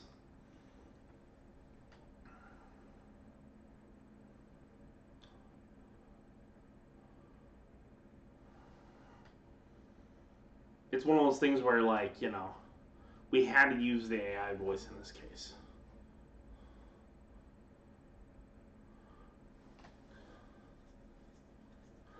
Ethical AI should be encouraged for no budget films. People like to say you are taking the work away from artists, but if you don't have the means, then you're not gonna. Yeah, the voice stuff can be quite good. Yeah, I would agree. I love talking movies, just a conversation between two people at a confusing time in their lives. It's beautiful. Yeah, I do think that like making feature films where it's just people talking is very underrated.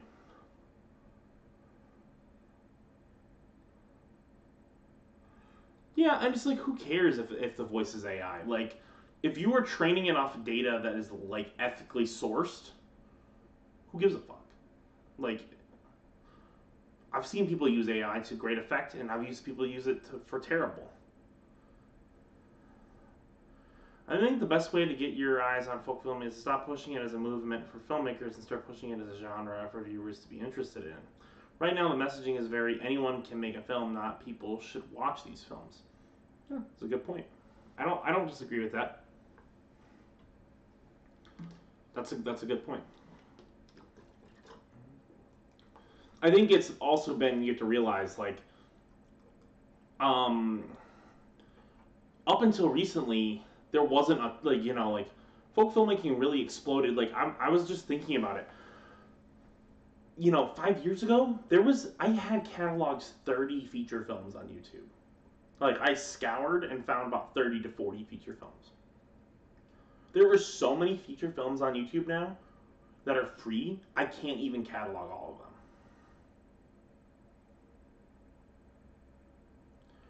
I still need to finish the music video I showed you, because I'm motivated. Yeah, that's one of those things you gotta keep working on those projects.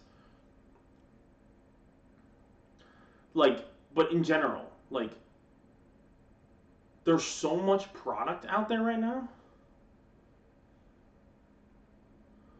that it's insane.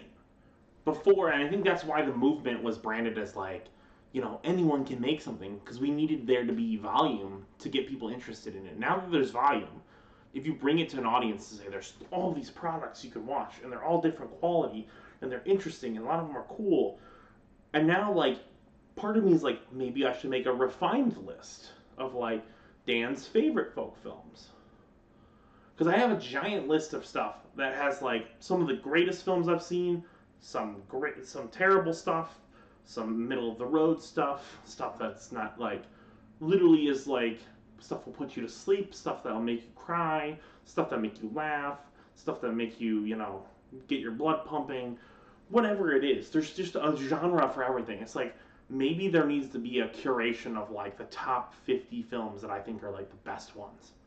And that's just a separate list. We don't delete the original list. The list stays the same. But having a more curated list of like, hey, here's some really great fucking shit, show people that. Because I can think of like 25 to 50 films that are fucking amazing on this playlist. That's why I'm working on a video about the top folk films, because I think that like we're at a point where we need to start promoting the biggest, best stuff.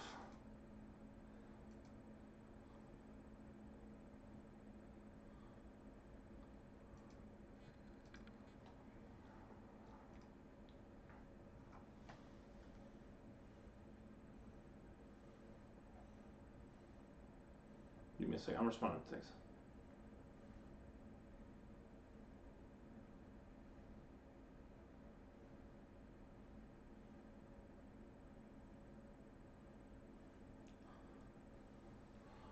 I think like that list would be really like, and I think like this year, I'm thinking about taking folk filmmaking to the next level as just a concept. Where can it go that hasn't gone before?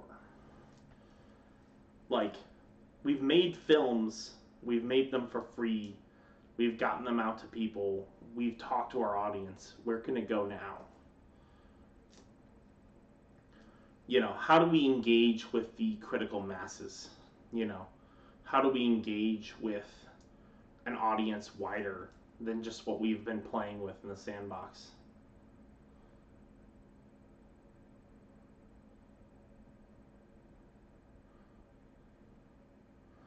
They're still on Kurosawa, but we need to put them onto guys who watched Golden Age Smosh. And I think, like, to me, like, certain things that could, like, fix that are, like, things that, like, I feel like I alone, like, as someone who, like, really pushed this idea, like, just the name and the branding, could make videos that could, like, really boost it. Because a lot of people who are into folk filmmaking watch me. Like, I have an idea of doing like a if you've ever seen the documentary Easy Riders Raging Bull, like doing a documentary like that where we get everyone to sit down, we talk about the movement, we see where it's at, and we kind of like follow it a little bit. I think there could be interesting elements of just trying to show like the growth of where things have gone that could like juice things up a little bit. I saw the new True Detective season. It disappointed me when I'm writing my own show, kind of like set here in Indiana. I also think, like, you know, I think what people don't realize is, like, this is the new age of filmmakers that's right here. You know, like, what other filmmakers are really stepping up right now? Like, there's a lot of, like, Hollywood darlings' sons or daughters, or, you know, someone who is some sort of, you know, industry plant, there's not like a huge generation of new filmmakers in Hollywood. There's a few, but like the majority of them are like controlled opposition. They're people that like they're like for the bankers, sort of. You know what I mean? They're like for Hollywood. They're not like rebellious. Like they're owned commodities now. Like Greta Gerwig, very good, talented filmmaker, but like she's doing like a Narnia movie now.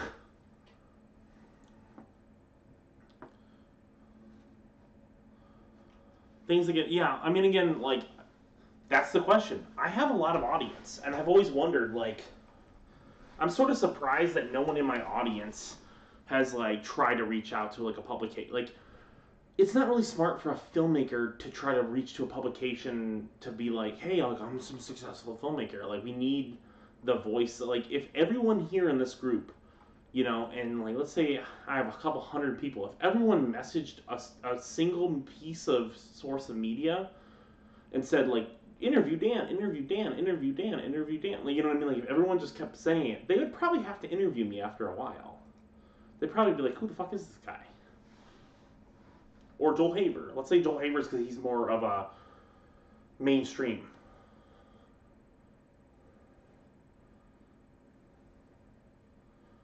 Yeah. And I think like those type of like moments of like getting like a Skeena Marink or like a Joel Haver or whatever, those happen once every 3 years. So I think the question is, how do we build that group organically up so that we don't need to only have like a big moment that might help everyone out? Who's going to be the filmmaker who's going to make the next big thing? Like, I think Joel Haver's doing everything he can with his 12 features thing. When I did 12 features, I did everything I could to promote making, movies online. But like, did it like pay off? It did for views wise, probably that year. But like, my channel isn't like that much bigger than it was before.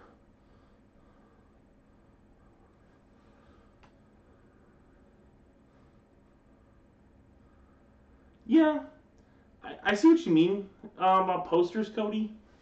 I still think that like, I think it's something about. I think it's something about like just knowing how to brand yourself. Because all you need is one really big person who is like in love with this idea to get it rolling. Like, if I had 1 million subscribers, I would make it my fucking mission to like promote the folk filmmaking ethos as far as I could. Like, that would be my mission on a daily basis, to make videos that were successful, but also make videos on top of that promoted the vision of like people making films online. That's like my goal as a filmmaker.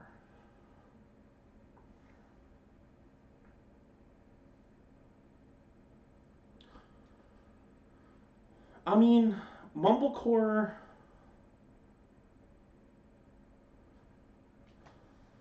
I think mumblecore. You have to realize something that's different though.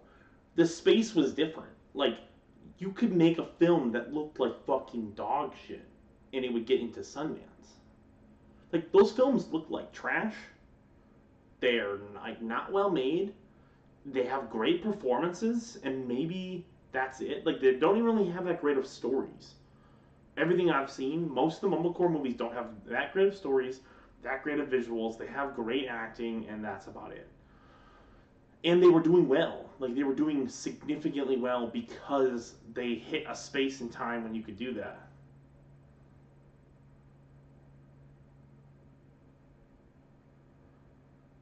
That's what I'm saying. Like, so like what Cody says about Swanberg is like, it's very true. Yeah, we all remember Greta Gerwig, but Joe Swanberg, he doesn't make mainstream films anymore. You know, even like Mark Duplass, like, he makes films, but they're still not like, they're not gonna be films you're gonna like watch in like a giant theater.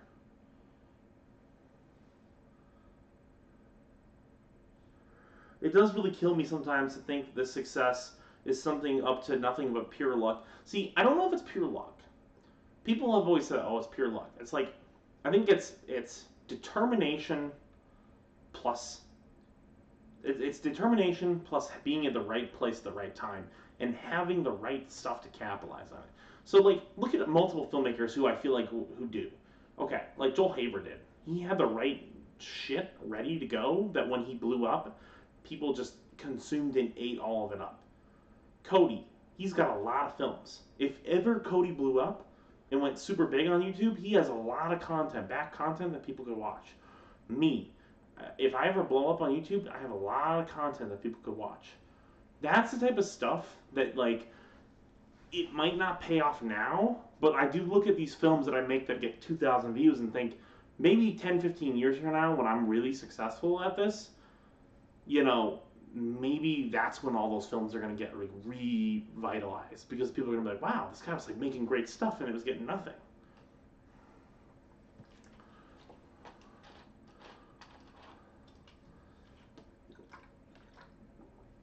Yeah, I mean, I've thought about doing a festival. I think that would be kind of cool. It'd have to be a physical event. In order for it to get press, it'd have to be a physical event. It couldn't be like online.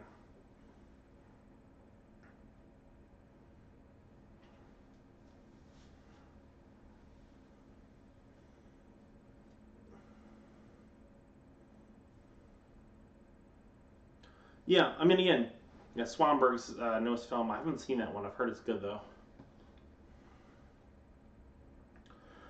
I think that like we're just in a weird space right now where there's been this sort of rejected generation of filmmakers who, because of where they showed up in time, they were given all of this access to basically make high quality feature length HD 4K films in the palm of their hands that look just as good as Hollywood or could be. And Hollywood has like rejected them because I think it's scared of like what we could do. It really reminds me of like the 1970s, 60s era, right before all like the studio, right after the studios had all busted up. It feels like that moment of just like with the right juice and the right sauce. There's something really scary about having 20,000 kids with a DSLR who know how to make films. Because if they could do it right, you know, like I think about like when I made Chlorine. And I was thinking about Chlorine Kills. It's like, Chlorine Kills might be an event film, because it's like, the first one was an event film. And it's like, if that film does 100,000 views, that might actually move the needle a little bit. Or if it does 50,000 views, that might move the needle a little bit. You know? And all we need this year is 4 films to do something like that to move the needle.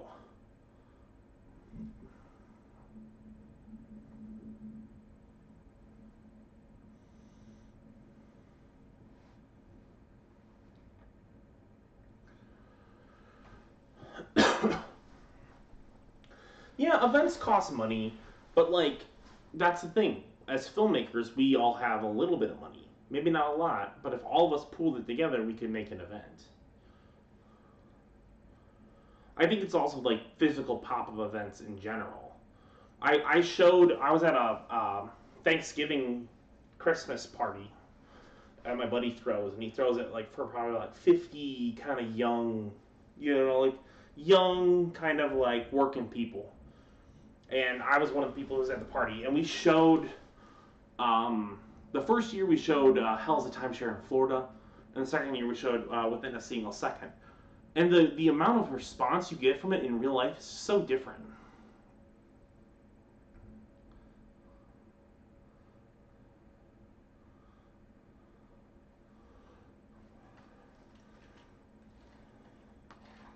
Yeah, and again, making a marketable film, there's nothing wrong with that. That's do what you got to do. But sometimes marketability is only up to what the audience wants it to be. I've made stuff that I'm like, man, that is really marketable, and it just doesn't hit. And then I've made stuff like Chlorine is literally like a 90-minute artsy crime film where like the ultimate payoff is the character doesn't kill anyone. Like he doesn't take revenge or anything. He just like gives up. That's like really weird. I mean, I know like Austin promoted it, whatever. It still got tons of views after Austin promoted it from other sources. And I think like the one thing that I like see from that is just like, what does that mean? That like you can't control what is a marketable idea to some degree.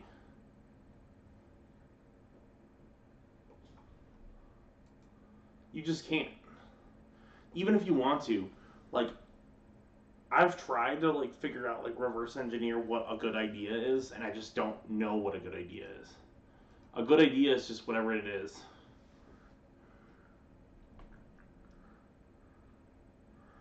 I put the release of the Canon T2i as the beginning of our wave and the end of the previous wave.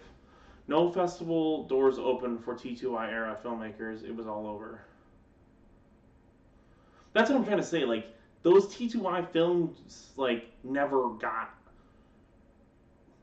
Those cameras looked infinitely better than like the shit that was shot on Mumblecore, and yet Mumblecore got much more connection and praise. And so I do think there is something that they're scared about.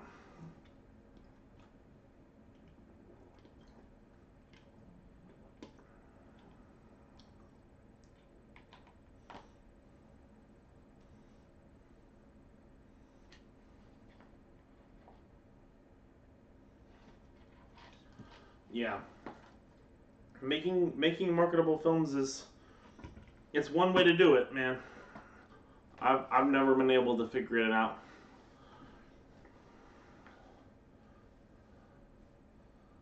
Yeah, the DV was ugly overnight. Looked like Stranger in Paradise, and that scared the system. Yeah, I don't even think that necessarily a T2i like there isn't it doesn't have its like limitations and restrictions, but like I've seen films that are shot in this era. Like my friends made The Mentor, it's a chlorine prequel, and I believe they shot it on the T2i, and it looks good. Like you would not be able to be like you would see it and you'd go that's shot on a T2i. That's shot on a T2i in 2023 or 2022. Wow.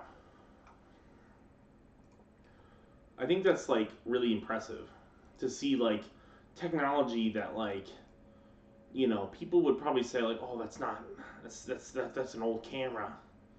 That's too old of a camera to use, buddy. And then you're like, no, it's not. I love that T2i. The T2i was like my shit when I was younger. I'm surprised there haven't been more films shot on phones yet. Hell, the even new iPhone can shoot log now. The powers that enjoy when small films look at a standard definition and big films look HD. Yeah. Yeah, I think that like I do feel like I've always had sort of a jaded outlook on like how Hollywood never really gave the like DSLR era filmmakers a chance. Like we were never given the same like I think like there's a case to be made that like some of the filmmakers in this community should be as well known as names that were in the Mumblecore era. There are a few of them that would definitely be like, up there. Certainly Joel Haver. Like he does not get anywhere near the amount of praise that other filmmakers got that are way fucking worse than it. Like Joel Haver is way better than like Mark Duplass. Way better. I wouldn't even put Mark Duplass is a great filmmaker. I wouldn't even put him near Joel Haver's influence in my opinion. And yet the media, like the filmmaking mainstream media, doesn't talk about him. I can't even think of a single article or piece about Joel Haver that wasn't about that SNL thing that happened. And even then, it felt like they were still trying to like obfuscate, like, oh, he's not a filmmaker, he's just a skit guy.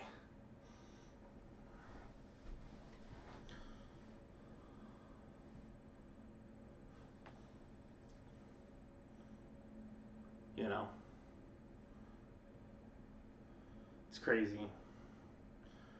crazy what will happen.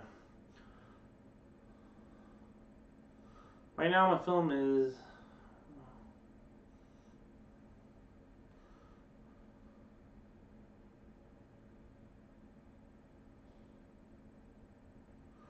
Yeah, I mean, there was a lot of that shit. I mean, but I do think that as he Duplass is more of a personality and actor than a filmmaker. Like the best asset in Puffy Chair or Creep is his energy. Yeah, no, I would agree. And this is someone who like fucking worships Mark Duplass. I love him as an actor. He's great in Creep. He's fantastic. I'm just saying that like for what he contributed to the filmmaking sphere, I don't feel like was more significant than like what Joel Haver did. Like I think Joel Haver is more of an influential filmmaker, like filmmaker. And I think that like there's just a few filmmakers in this community where I'm just kind of like mind boggled that I'm like they don't have like a career. You know, I'm just surprised more so than anything like that there's certain filmmakers in this like that don't have like a bigger career. You know.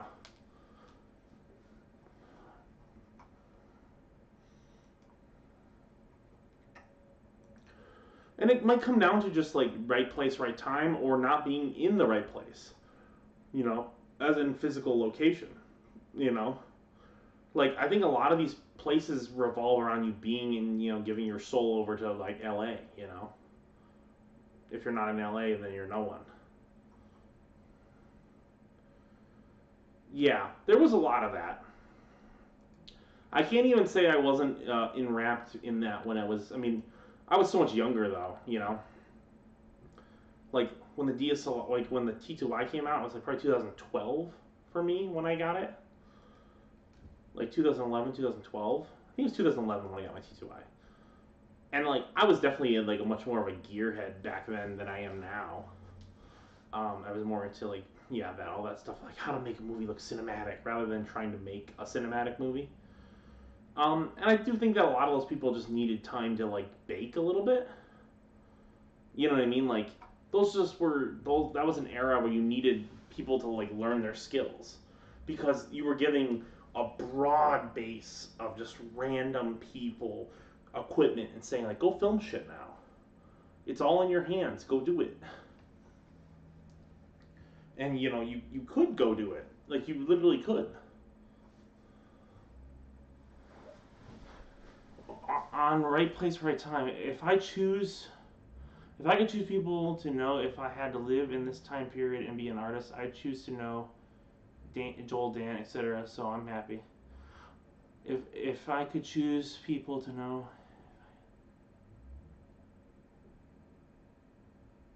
yeah, I mean same here. Like I don't think I would change.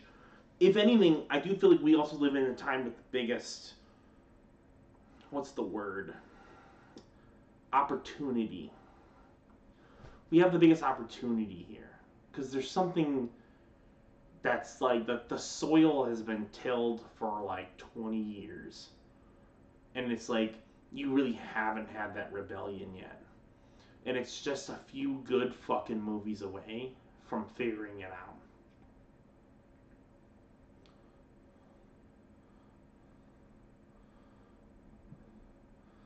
Trying to get the Firewire transfer to work. Yeah, I think like that's the thing. Like, if we as filmmakers just keep putting out good fucking shit and we learn how to get better at promotion, the fucking door is gonna get kicked open and we're gonna shoot them with a shotgun in the face. And I say that with love. I say that like in the sense that like these filmmakers are ready to break down the fucking door. It's just a question of now, you know, the right sequence of events that happen in a row to get there. I know I have big projects coming down the pipeline. I have a project that's the biggest thing I've ever been involved in, like bar none. It's gonna happen in like August-ish. And if it actually goes through, which I'm like pretty sure it's gonna go through, that will be the biggest thing I've been involved in my entire life. and it's like an actual big project. So I think like in general, there are big things coming to, and I know there are other filmmakers who have big projects coming out this year. So I feel like there's a big set of things that are happening, and it's like with the right eyes on it, a lot of things can change.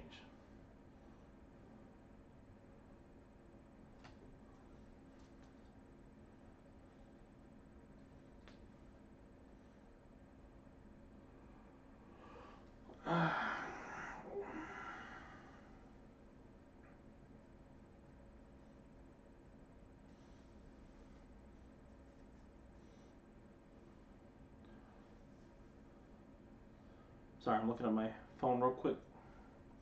You guys keep commenting. I'm gonna take a little phone break real quick.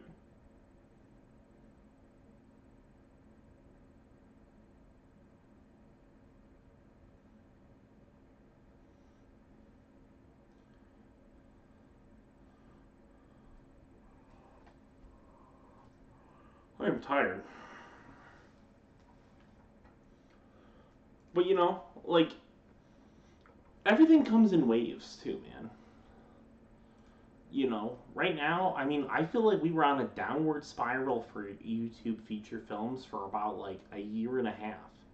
I think some of the like the releases, like in terms of like spacing them out, there was like nothing last year other than I think Cody made a bunch of stuff, but other than that, it was like dead. There was nothing that came out for a little bit. So I think like we're all on a bounce back of like now we're all getting back into this idea of making films for the YouTube era, you know, and like what can we do other than, you know, kind of hope that it's gonna pay off eventually.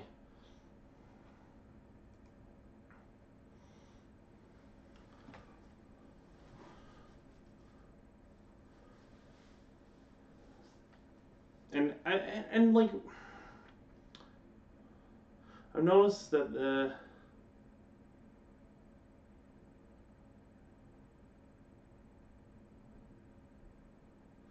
and that's the thing, like there are people who will look up to.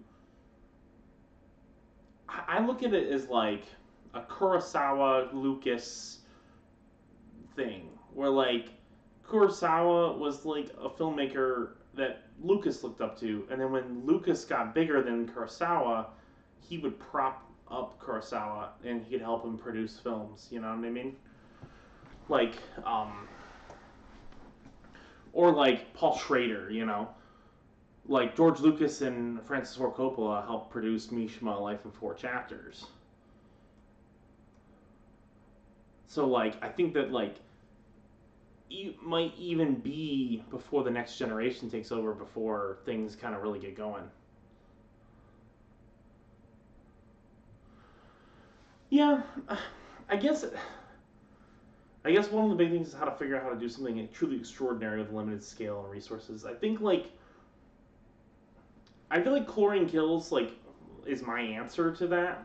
Like my first answer to it, which is like it's a big scale film shot on a red, you know, that features like a pretty big cast of characters, that is like a 2 hour epic, you know, that builds on like established lore from a previously popular IP.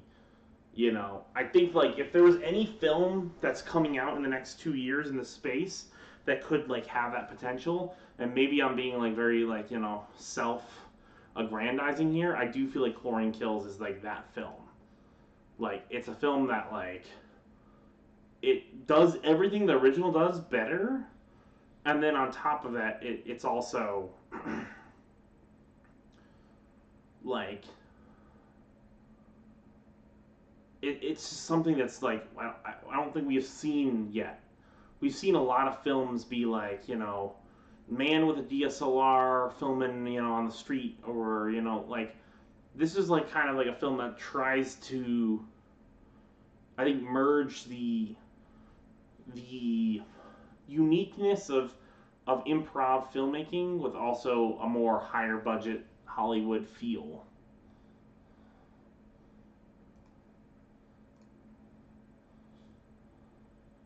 There was a time when Seven Samurai was hard to get to even a chance to see, Uh, yeah.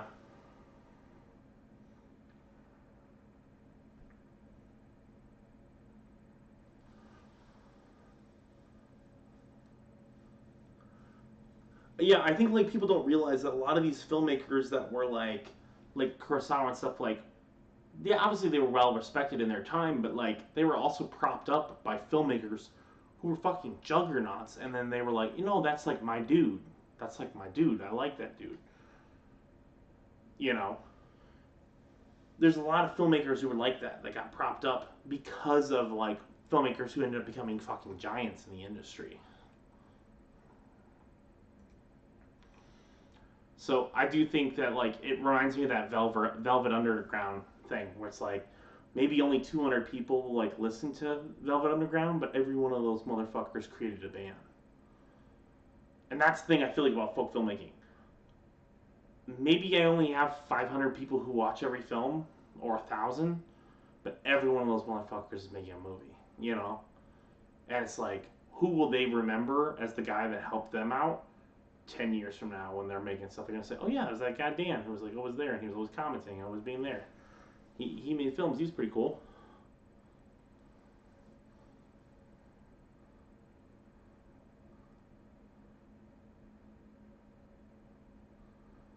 Yeah. I think it's also, yeah, like just trying to get like commodities out, like getting like DVDs, posters, T-shirts. I just had someone buy a T-shirt the other day, and I've rarely sold any. It's like I want there to be 100 people walking around with a Ramen Sucker Punch T-shirt. I know a lot of people who love this show, like love me and love my films and love all that, who've never bought a T-shirt. And I'm not saying you should have to, but I'm just like, man, I think it would be cool if there were people walking around with folk filmmaking T-shirts.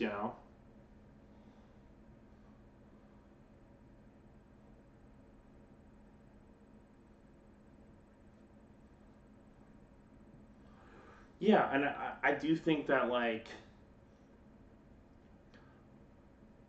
certain names will get elevated at some point. We're also, you have to realize, how many years are we into this? I mean, I made my first feature film and posted it in 2020. We're not even like, if you count me making it in 2019, and like 2018 is when I actually made my first feature film, then yes, it's a bit longer. But in terms of posted work, I've only been posting feature films since 2020. That's not even more. That's like a little more than 4 years. like like as in days ago. As in like a month ago. That was 4 years of me posting feature films. I haven't even been half a decade into posting features yet. That's crazy. To say I've made 25, almost 25 feature films. What will be done in the next 5 years? How long will it take before we reach a decade of making films that like you're gonna start to see like sort of changes? I see how the space has changed already.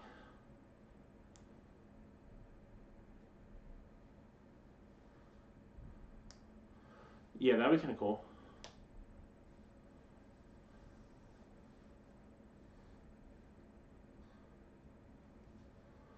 Yeah, I think the public is happily waiting for shit like this. I just think it's just like they don't know where to find it, and I've never been able to figure out how to get it to them yet. Like, is it just like the communities we're trying to reach? You know, I think someone said like film Twitter, and I think that's like obviously kind of a joke, but also kind of serious, which is kind of like maybe maybe it is trying to like hit more normie crowds with this stuff to be like get people interested.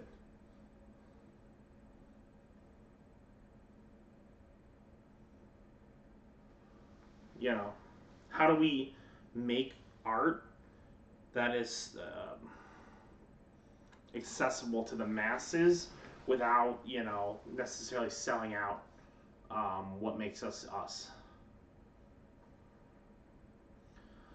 Yeah, I just on general principle don't like those channels. I don't like it. I don't think it's I think it's bad, to be honest. because I think those free movie channels actually kind of defeat the purpose of why I'm doing this. If I'm going to put this thing on someone else's channel, and then they're going to get all the views, I think there's probably some sort of revenue split, but it's like, why the fuck would I would split the revenue with someone when I can create my own channel that only shows Dan films? You know what I mean? Like, those channels do well, but like some of the stuff on there gets 5,000-6,000 views, just about the same as, like, so it's kind of a crapshoot. I think like those channels, I don't know. I've always had a kind of this icky feeling with them. Like I feel like they're not genuine. Like I don't feel like the audiences that watch them are like in it to watch it for the filmmakers that they're posting for. Like they just want to watch anything.